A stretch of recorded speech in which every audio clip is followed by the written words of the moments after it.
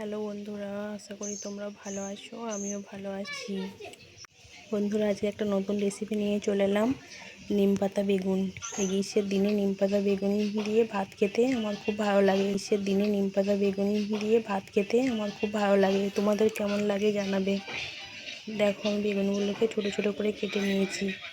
এটাকে ধুয়ে নুন হলুদ একটু মাখিয়ে নেব। বন্ধুরা, বেগুন করার জন্য বেগুনগুলো ছোটো ছোটো কেটে ধুয়ে নিয়েছি। এবার এতে পরিমাণ মতো নুন ছড়িয়ে দিলাম। পরিমাণ মতো নুন দিয়ে দিয়েছি, পরিমাণ মতো একটু হলুদ দিয়ে দিলাম। দিয়ে জল ঝরে যাবে। জল ঝরে গেলেই আমি একটু ভেজে নেব। দেখো, নুন হলুদ মাখানো হয়ে গেছে। বেগুনে নুন হলুদ মাখিয়ে নিয়েছি ধুয়ে। আর নুন হলুদটা দিলে কী হয়, বেগুন থেকে জলটা ঝরে যাবে এবং বেগুনটা একটু নরম হয়ে যাবে। নিম আর বেগুন তাড়াতাড়ি ভাজা হয়ে যাবে। তোমরা দেখতে থাকো। তো বন্ধুরা, নিম বেগুন করার জন্য নিম পাতাগুলোকে আমি একটু ধুয়ে, যেহেতু বেশি নিম পাতা ছিল না, একটু ধুয়ে আগে ভালো করে কড়াইয়ে জলটা মেরে নেব। নিম পাতাগুলো নষ্ট হয়ে গেছে। মায়ের দোকান থেকে এনেছিলাম, অনেকদিন হয়ে গেছে। নিম পাতাগুলো নষ্ট হয়ে গেছে। অল্প পরিমাণ নিম পাতা ছিল, সেটাই আমি দিয়ে দিলাম। একটু জলটা মেরে নেব।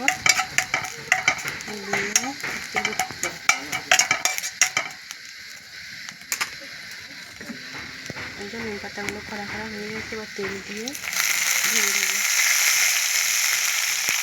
বেশি করেই তেল দিলাম। আর এটি আমি বেগুনগুলো ভাজবো। বেগুন থেকে আমার খুবই ভালো লাগে। তোমাদের কেমন লাগে জানাবে। নিম পাতাগুলো একটু ছড়িয়ে নিলে বেশি খেতে লাগবে না। খরা করে নিম পাতাগুলো, এবার বেগুনগুলো দিয়ে দেবো। নিম পাতা ভালো লাগে, বেগুনগুলো দিয়ে দিলাম। আমি মাখিয়ে রেখেছিলাম, ভালো গেছে। বেগুনগুলো ভেজে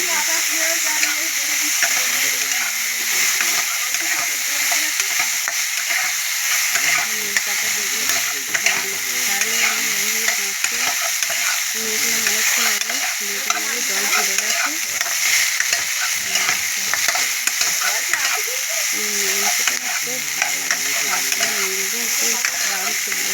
সকালের দিনে কচি নিম পাতা মা কুটি কচি নিম পাতা রয়েছে। অনেকদিন জল আসছে বলে না, নিম পাতাগুলো নষ্ট করা হয়ে গেছিলো। নিম পাতাকে ভেজে সাইড করে এই তেলটাকে বেগুনগুলো দিয়ে দিয়েছিলাম। সাইড করে ভেজে নিতে। বেগুনটা একদম নরম হয়ে গেছে, বেশিক্ষণ লাগছে না ভাজতে। একটা বেগুন ভালো লাগে বন্ধুরা, একটু চালিয়ে নেব। নিম পাতাগুলো কাঁচা দিলে অনেক খেতে হয়ে যায়, তাই আমি কাঁচা দিই না, কাঁচা খেতেও পারি না। নিম পাতাগুলোকে আগে তেল দিয়ে ভেজে নিলাম, খরা করে ভেজে আর বেগুনগুলো দিয়ে দিলাম।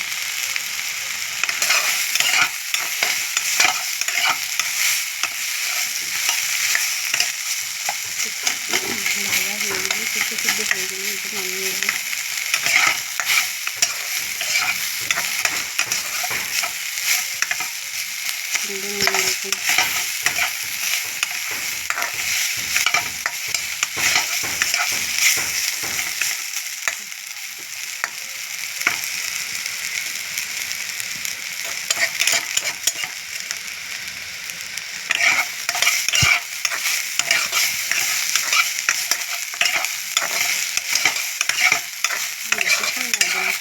ভাজলেই হয়ে যাবে।